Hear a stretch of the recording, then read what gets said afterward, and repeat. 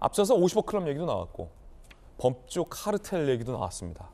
해서 김수남 전 총장과 김만배 씨 사이가 어떤지도 궁금한데 사실 그보다 더 궁금한 건 정치권에서 김만배 씨와 권순일 대법관 사이, 그 사이에 무슨 일이 있었는지에 대한 궁금증 아닐까요?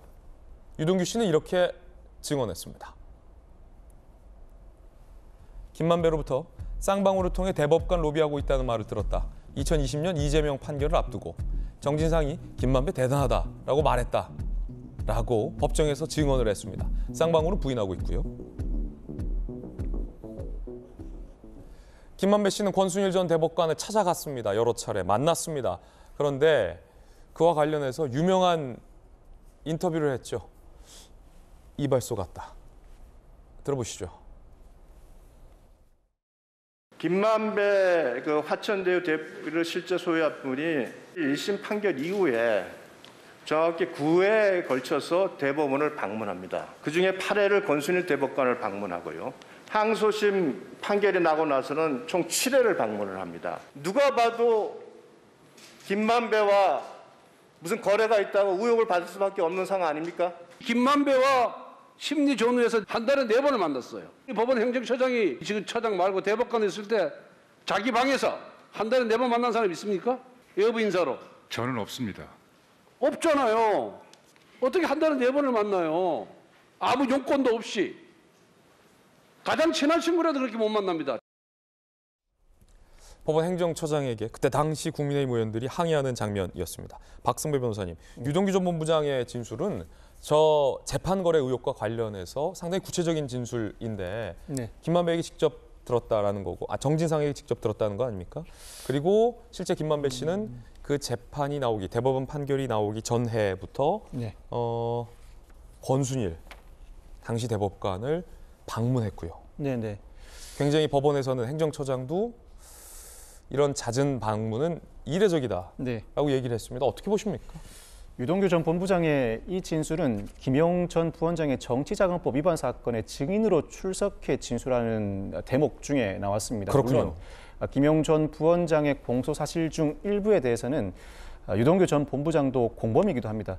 공동 피고인도 일부 변론을 분리할 경우에는 증인으로 충분히 진술할 수 있습니다. 신빙성을 담보하기 위해서 위증의 벌을 경고하고 증인을 신문을 진행하기 마련인데 이 과정에서 나온 진술입니다. 이 과정에서 김용 전 부원장의 변호인이 당시에 이재명 대표는 공직선거법 위반 허위사실 공표로 항소심에서 유죄 선고를 받은 상황이라 대통령 선거에 나갈 수 있을지 없을지도 모르는데 어떻게 대선 자금을 요구하는가라는 질문에 유동규 전 본부장이 이와 같은 답변을 한 것입니다. 당시에 내부적으로는 무죄 판결이 충분히 가능한 것으로 파악하고 있었다.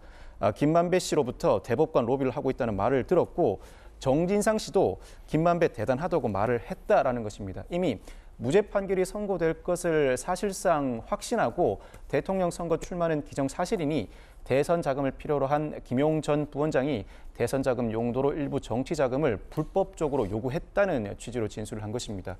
이 진술은 김용 전 부원장의 정치자금법 위반 사건 공소 사실과 관련된 재판 진행 과정에서 나오게 된 진술인데 상당히 구체적이긴 합니다. 다만 실제 사실관계가 어떠한지는 변론으로 하고 이 사건 재판부는 이 진술을 어떻게 받아들일지는 별개의 문제입니다. 즉 상당히 구체적인 진술이라 신빙성이 높다고 할 수 있지만 재판부가 받아들일 때는 실제 재판 실문을 말씀드리는 것입니다. 재판부가 받아들일 때는 일정한 근거가 없이 너무 과한 진술이 아닌가라는 생각을 할 수도 있습니다. 즉 50억 클럽에 대해서 검찰 수사가 상당 부분 진행된 것도 아니고 유동규 전 본부장의 진술이 김만배 씨나 정진상 씨가 원 진술자로서 인정하지도 않는 상황에서 이와 같은 진술을 들었다고 여러 가지 진술을 하지만 이 진술을 어디까지 믿어야 하는가?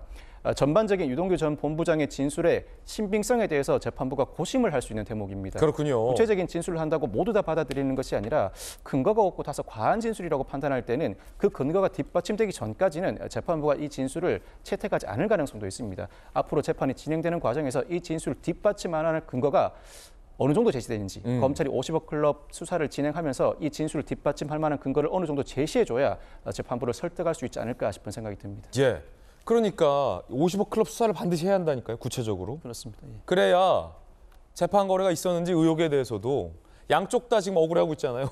민주당에서도 억울해하고 있고 국민의힘에서도 억울해하니까 합의해서 50억 관련해서 클럽 좀 수사 좀 할 수 있게 정치권에서 좀 촉구를 해야 할 것 같습니다. 그런가 하면 유동규 씨는 김용 부원장이 돈 받을 때마다 고맙다 했다라고 이야기를 했다라는 보도가 나왔는데요. 함께 보시죠.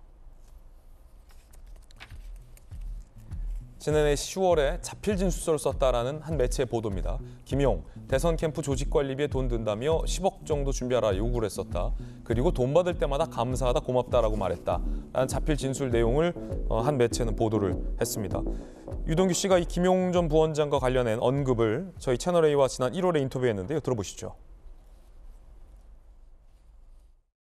돈 준다는 놈 천진데 내가 그걸 받으면 안 되잖아 뭐 이러면서 이러더라고요.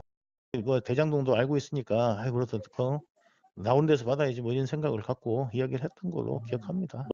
정진상과 특히 김용 이분 삐뚤어서 말은 똑바로 하라고 자기들이 돈 받아 쓸 때는 그럼 왜 갖다 썼습니까?